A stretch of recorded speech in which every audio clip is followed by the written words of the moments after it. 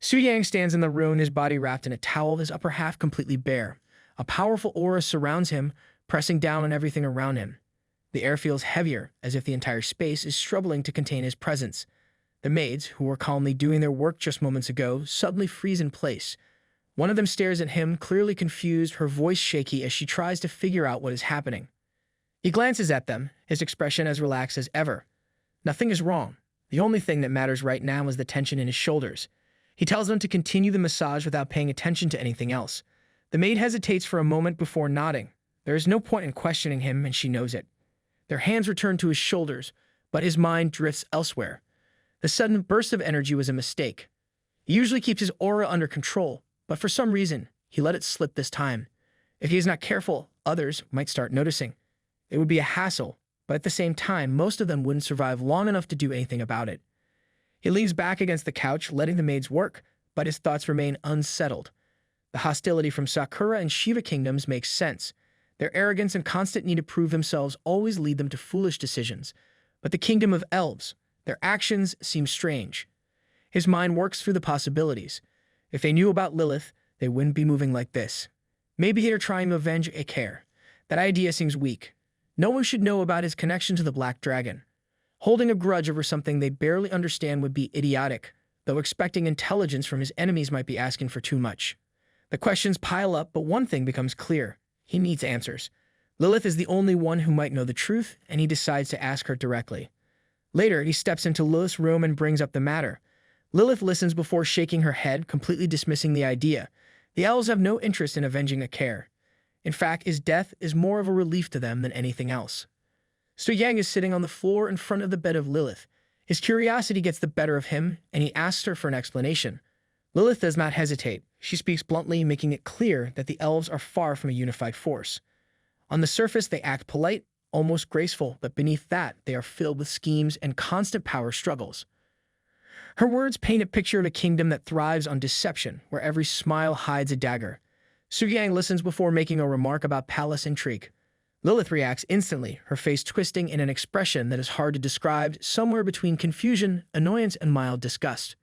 His thoughts continue racing. If this situation is not related to a care, then the only possible answer is the Black Dragon itself. No, not just any Black Dragon. They are after something much bigger, the Ancient Devourer.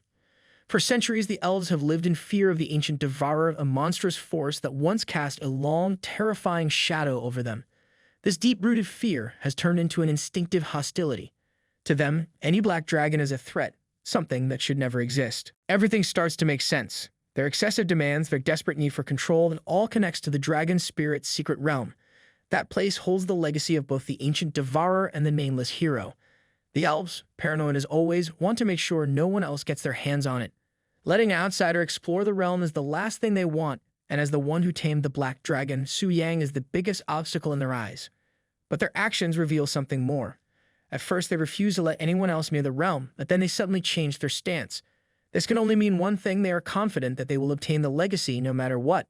A grin slowly spreads across his face.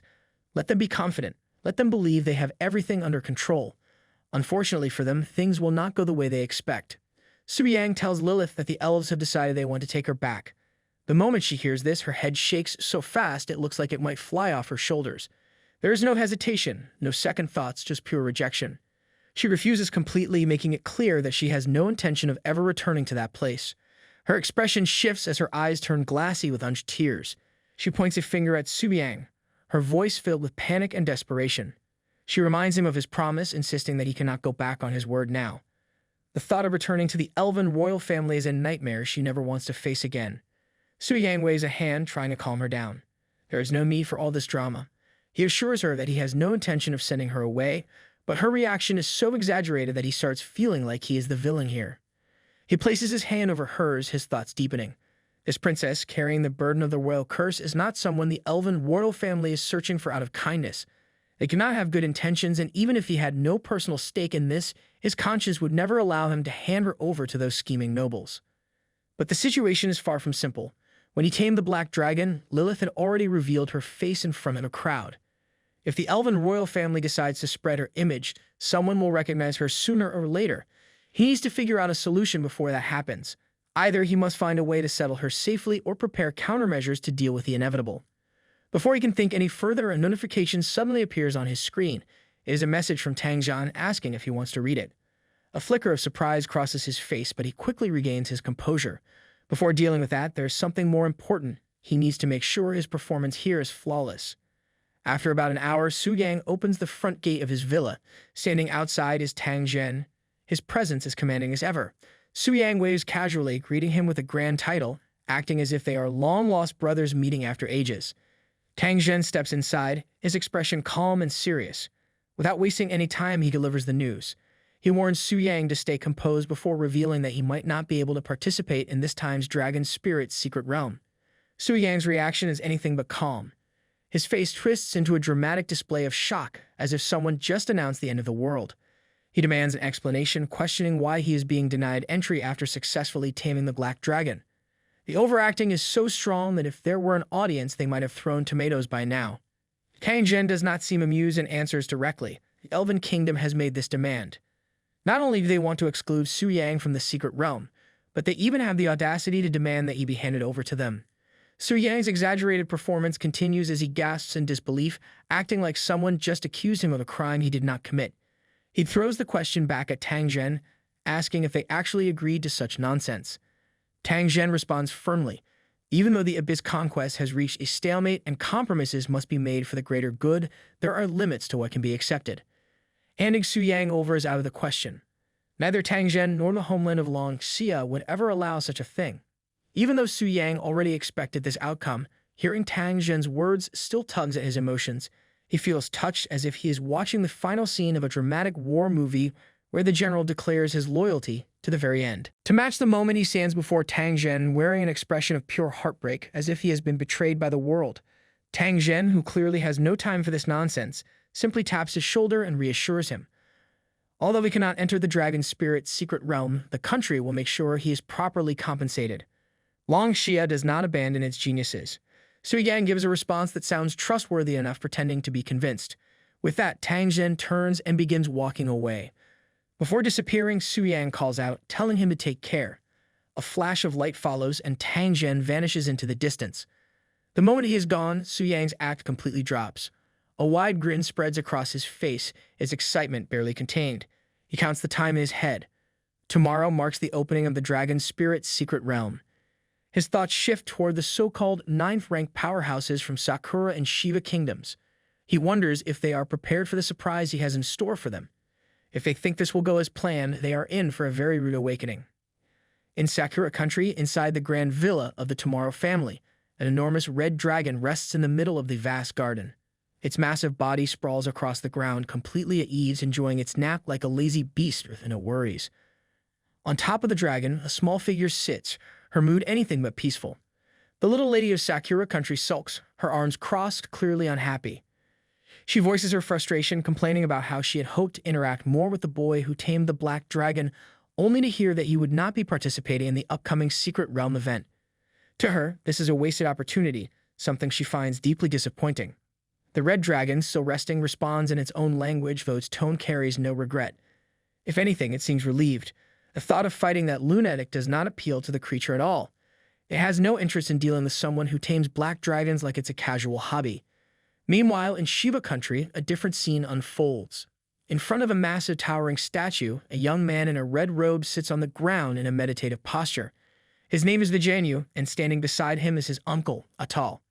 Atal speaks with authority, emphasizing the importance of what is about to happen. This secret realm is not just an opportunity for Vijayanu, it is an opportunity for the entire Shiva country. He reminds Vijayanu of their hidden weapon, the stone tablet which can suppress other people's dragons. If things do not go according to plan, there is always a simpler solution: eliminate the competition entirely. Vijayanu listens, his lips curling into a slight smile. His enthusiasm is clear. The idea of fighting strong opponents excites him, but the thought of facing the boy who tamed the Black Dragon excites him even more. There is a certain thrill in imagining that encounter. The next day arrives and the atmosphere is electric. Every dragon tamer chosen to enter the secret realm gathers, their dragons standing tall and proud beside them. The energy in the air is thick with anticipation. The portal to the Dragon Spirit's secret realm is on the verge of opening, and those present know that whatever happens inside could change their futures forever. Then another group arrives, one that immediately draws attention. The elves make their entrance, the presence sending ripples through the human participants. Whispers spread through the crowd like wildfire. Some people mutter in disbelief. The elven dragon knights have actually come, and not just a few of them, there are 6 in total. Their lineup looks terrifying, a force that seems almost unfair. Despite their graceful appearances, these elves are anything but harmless. A growing sense of unease settles among the humans. Their instincts warn them that this competition is about to become far more dangerous than expected. High above the gathering, a blue dragon soars through the sky, carrying Eric, the 3rd prince of the Elven Kingdom. His level is 220, a 7th-rank fairy dragon knight. His sharp eyes scan the battlefield below, taking note of the new dragon tamers among the humans. This development is slightly beyond his expectations. The number of human dragon knights has grown faster than anticipated. Sitting on the head of a white dragon, another elf named Alan dismisses the thought. He does not care how these humans manage to tame dragons. To him, it makes no difference. Once the Dragon Spirit Secret Realm event is over, there will be no more human dragon knights left to worry about. Eric, unlike Alan, is in no rush. He reminds Alan to be patient. Once the elves conquer the human world, the Lauren family will be rewarded with vast territories. The human race breeds rapidly, like animals, and there will be no shortage of women to use for their entertainment. The two continue flying overhead, their presence casting a shadow on those below. Standing below them, Carolina is watching with a serious expression. Next to her, the red-haired lady from Sakura Country and the young green-eyed lady on her red dragon take notice of the elves above. Eric grins widely when he sees them. His excitement grows and he makes a crude remark, his laughter filled with arrogance. The red-haired lady frowns, her previous impression of elves beginning to crumble. The young lady beside her has an uneasy look, her instincts telling her to stay as far away from these elves as possible. The samurai warrior standing behind the young lady senses her discomfort and tells her to stay calm, not to let nerves take over. Carolina, standing beside them, speaks in a steady voice, reminding them that survival is the most important thing. No matter how strong they are, they must not take unnecessary risks. Meanwhile, in another part of the battlefield, a mysterious dark circle appears, pulsing with energy. Vigenu observes the growing crowd and notes that the Elven Kingdom is putting on quite a show by bringing so many people. From within the dark circle, his uncle Atal responds. The elves are not just showing off. They are being cautious.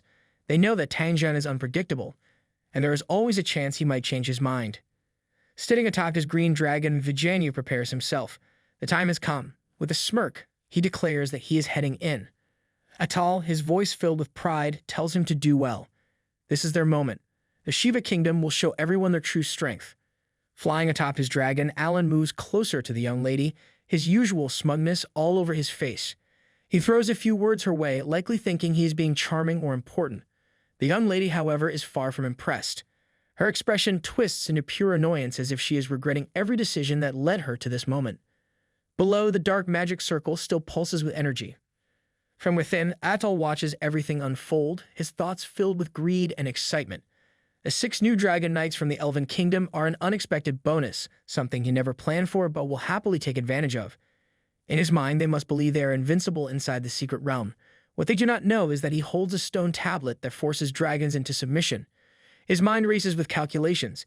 If everything goes according to plan, eliminating them will grant them 8 dragons in total. The thought alone makes his blood rush with excitement. He can hardly contain himself. The opportunity is too perfect, too delicious. His laughter, filled with sinister glee, echoes through the space. But before he can get too lost in his fantasies, reality hits, literally. A massive electric shockwave strikes from above, tearing through him and the surrounding elven guards. Pain surges through his body, leaving him barely hanging on to life. His vision blurs as he forces himself to look upward. Standing there with his staff in hand, radiating pure magical destruction, is Augustus. Atal, still gasping for breath, shouts in disbelief. A forbidden spell has been unleashed and elven warriors have been struck down in the chaos. He demands an answer, questioning if Augustus has lost his mind. Augustus, however, does not care for words. He stands firm, his staff already glowing with another, much stronger spell. There is no hesitation, no mercy in his actions. Instead of responding, he simply raises his staff once more, unleashing an even more devastating explosion that engulfs Atal. Above all this chaos, the legendary black dragon soars through the sky, its presence casting a massive shadow over the battlefield. Sitting comfortably on its back, Su Yang watches everything unfold with amusement. His eyes remain locked onto the magical image floating in his palm, displaying Augustus wreaking havoc on Atal. He cannot help but appreciate the sight. There's a unique satisfaction in manipulating a ninth-rank powerhouse into fighting his battles. His lips curl into a grin as he acknowledges Augustus' efforts. The Archmage is performing well, just as expected. Then, turning his attention to the black dragon beneath him, he gives a simple command. He should follow his bloodline instincts, and that means one thing: devouring everything. A pillar of fire erupts into the sky, consuming everything in its path. The sheer force of the explosion shakes the battlefield, sending shockwaves that rip through the ground like an earthquake. The devastation spreads faster than anyone can react, leaving onlookers frozen in disbelief. Panic erupts. A samurai warrior shouts out in desperation, realizing that Augustus has completely lost control. If they do not stop him now, there will be nothing left but ashes. Amidst the swirling dust and embers, Adol struggles to catch his breath. His body is battered, his vision unsteady, but his instincts scream at him to act. He moves with unnatural speed, lunging forward like a shadow in chaos. His blade cuts through the air, aimed directly at the samurai warrior. The attack comes without warning, sharp and precise. Samurai warrior barely has time to react, raising his own weapon to block. The impact sends tremors up his arms, his hands shaking under the sheer force. His eyes widen in shock. Something is wrong. Adol is not just attacking wildly, he's going berserk. Then, before anyone can process what is happening, the same eerie force overtakes Samurai Warrior himself. His movements turn unnatural, no longer his own. His eyes burn with a sinister red glow, and half of his face darkens, twisted by some unknown power. A command takes hold, one that cannot be resisted. The battlefield quivers under his roar, his blade now crackling with an eerie energy. When his strike comes down, it carries the weight of divine judgment itself. But Adol does not even flinch. Above it all, watching with amusement, stands the true mastermind behind the chaos, Su Yang. His eyes gleam with satisfaction, fully aware of the mayhem unfolding below. The force command only lasts a minute, but in that short time is more than enough to turn the battlefield into complete disorder. His smirk widens as he steps back. No need to stick around, his part is done. Let them destroy each other for now. With that thought, he takes his leave, disappearing before anyone can even notice. A strange ripple spreads through the battlefield, cutting through the lingering chaos. The invisible force that had taken control lifts.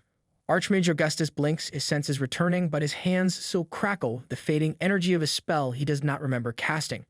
His breath catches as he scans the battlefield. What he sees sends a chill down his spine. The once fierce battleground is now nothing more than smoldering ruins. The ground is littered with lifeless bodies, the air thick with smoke, and the overwhelming scent of destruction. A single horrifying truth becomes clear: no one survived. His stomach tightens as he tries to comprehend what just happened. Questions flood his mind. Why did their bodies and minds suddenly fall out of their control? His confusion is mirrored in the stunned silence of those still standing. Smoke curls around them, the taste of ash heavy in the air. Nearby, a samurai warrior clenches his fists, his frustration obvious. They were definitely controlled by an external force. There is no other explanation for the madness that took place. Adol, his robes still flickering with the remnants of spiritual energy, narrows his eyes. His spiritual sense does not lie. Someone was pulling the strings from the shadows. Even Augustus, powerful as he is, must have been caught in it as well. The realization sends a chill through the samurai warrior.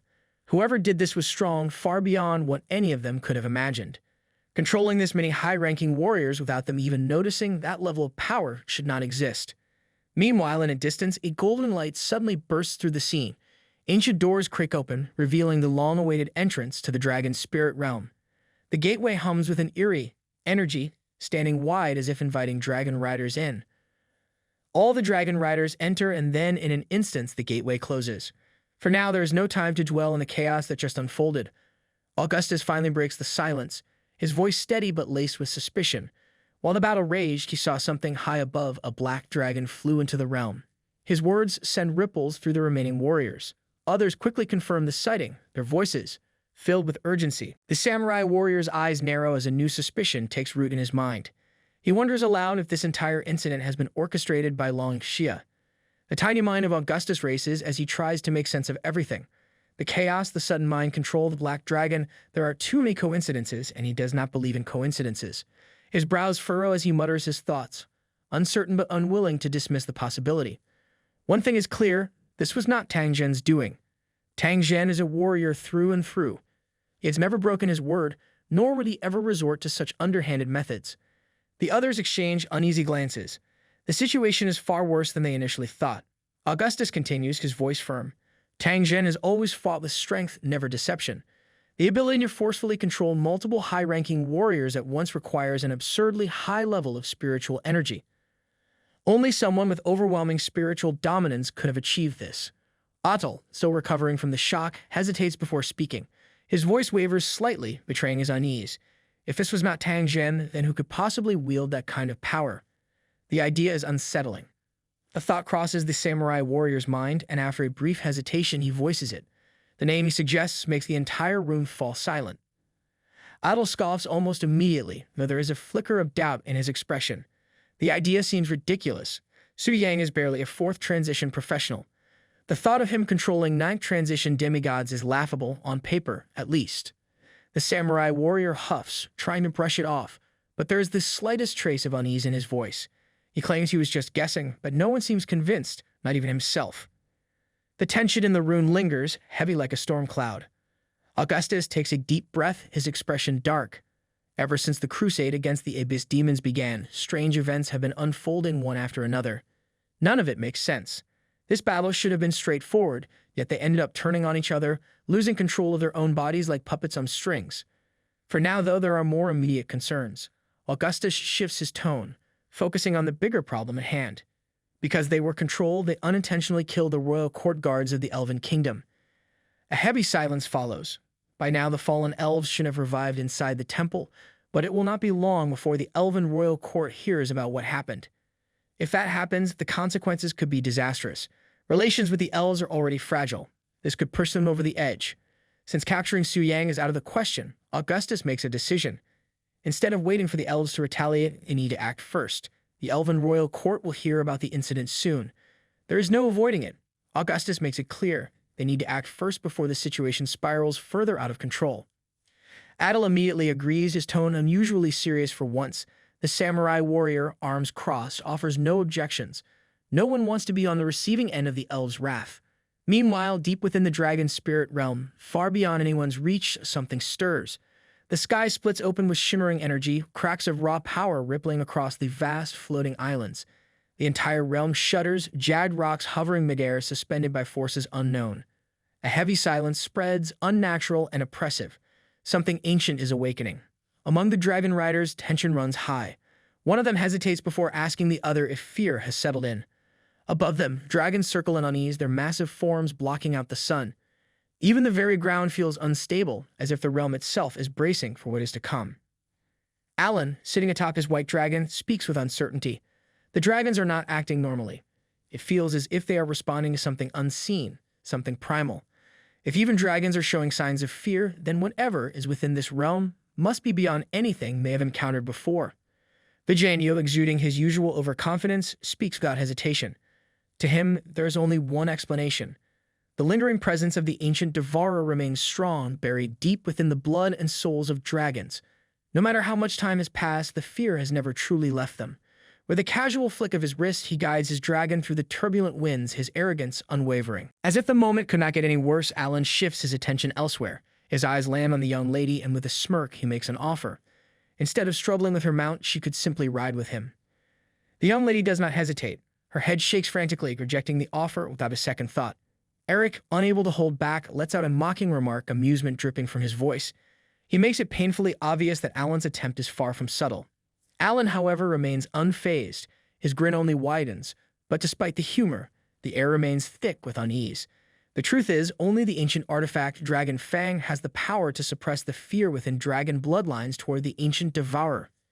Humans do not possess such relics, which means that without their dragons under control, this entire situation could collapse instantly. Before any response can come, Vijanyu steps forward. His confidence is overwhelming, his arrogance practically radiating off him. He makes it clear, celebrating now is a mistake. He has no intention of fighting fairly. Lifting his palm, a sudden surge of energy erupts from his hand, crackling like lightning. The battlefield trembles under the sheer force. The stone tablet is ready to be used. His plan is simple: control their dragons and capture them all in one move. Just then, a deep, thunderous roar rolls across the battlefield, shaking the very air. The sound is not just loud, it carries a weight that presses down on everyone who hears it, sinking into their bones. The young lady stiffens, instinctively bracing herself.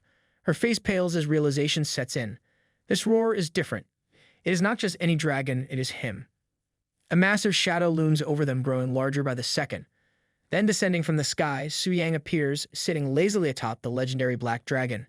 Its wings stretch wide, casting an overwhelming darkness over the battlefield, its presence suffocating. Su-Yang takes his time, casually counting with his fingers. There are 6 of them. His voice carries amusement, but there is no mistaking the intent behind his words. This will be a grand feast. Below, panic spreads like wildfire. Vision Yu watches in horror, confusion filling his mind. His green dragon is shaking again. Even worse, the stone tablet, his so-called ultimate weapon, is doing nothing. The artifact that should have ensured victory is completely useless. The black dragon defies all logic. Eric, face twisted with rage, clenches his fists. This was not supposed to happen.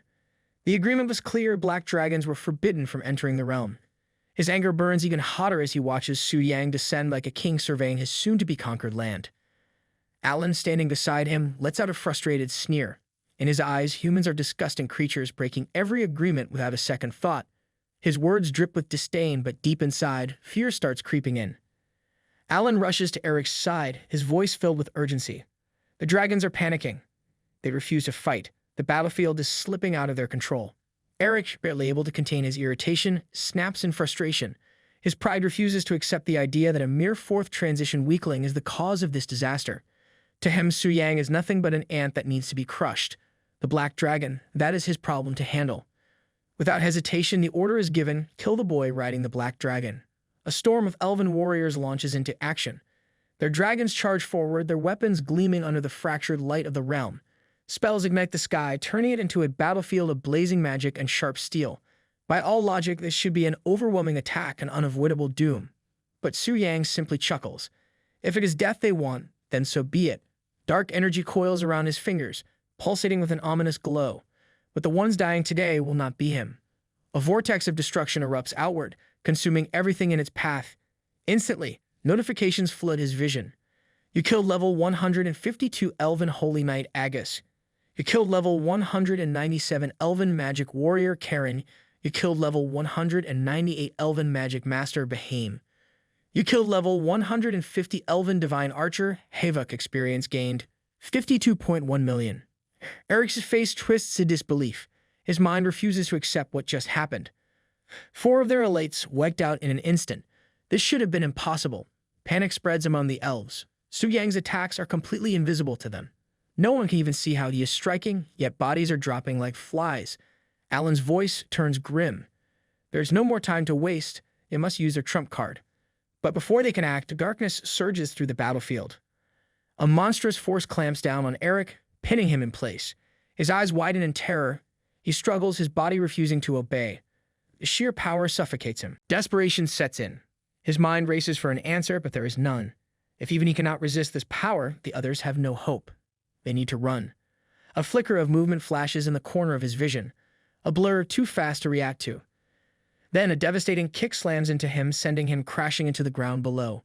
Dust explodes upon impact. Eric barely has time to process the pain before a heavy boot presses against his throat. The pressure tightens, cutting off his breath. Above him, Su-Yang stands completely unfazed. His expression carries nothing but amusement, as if this entire battle is nothing more than a trivial game to him. Eric tries to speak, but his words come out as choked gasps. His status, his power, none of it matters right now. Su-Yang's eyes glint with menace. He makes it clear, anyone who wrongs him will pay 100-fold. It does not matter who they are. Even if they were a god, the result would be the same, death.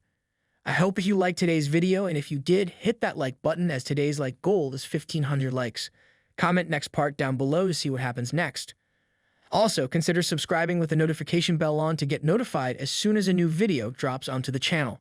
You can also join the channel to support me financially and watch videos before public release. I'll meet you in the next video. Until then, thanks for watching.